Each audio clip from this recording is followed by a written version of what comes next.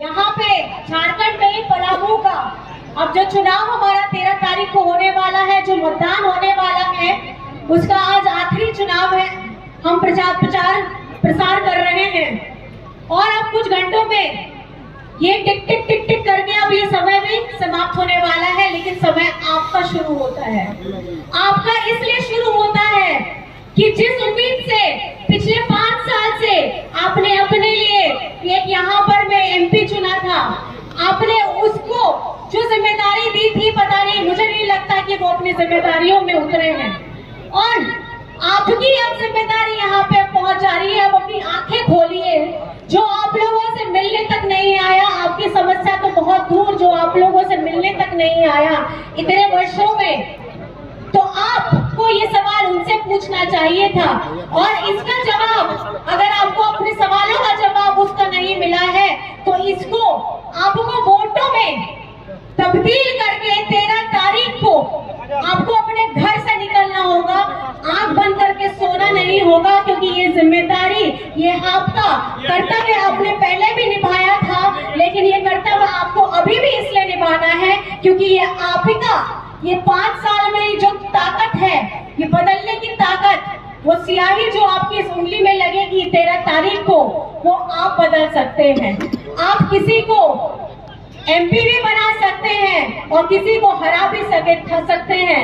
ये एक प्रतिस्पर्धा है, लेकिन इस प्रतिस्पर्धा का सबसे बड़ा अगर जननायक है तो वो सामने बैठे हमारी ये जनता है, जो सामने बैठे धूप में, धूल मिट्टी में, इतनी तकलीफ में दूर दूर से आए हैं, अपना आशीर्वाद देने के लिए आए हैं। ये आप लोगों का, आपका जो भविष्य है वो आप यहाँ बनाते हैं, लेकिन ये भविष्य की ताकत आपके हाथों में रहती है। तो आप लोग इसके लिए तैयार हैं कि नहीं तैयार है? मेरी माताएं, बहनें खास करके बताइए, तैयार है कि नहीं तैयार है? दोनों हाथ उठा करके बताइए, तैयार है? महिलाएं, मेरी बहनें, जोर से आप बताइए, तैयार है? तैयार है ना? 13 तारीख को पहले करिएगा मतदान, उसके बाद करिएगा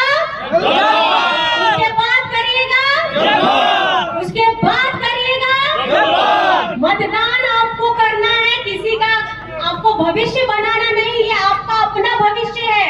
अगर आप चादर तान के सो जाइएगा तो पता चला आप जिम्मेदारी किसी ऐसे व्यक्ति को दे दीजिएगा जो ना पहले कभी दिखता था, न कभी बाद में दिखेगा। तो अगर आपको अपना भविष्य सुदृढ़ करना है, अगर आपको अपनी विकास की गाड़ी को आगे बढ़ाना है, तो हमारे यहाँ महागठबंधन की प्रत्याशी ममता जी को आप अपनी, क्योंकि ये बेटी है, ये आपकी अपनी बेटी है कि नहीं है? है कि नहीं है आपकी बेटी?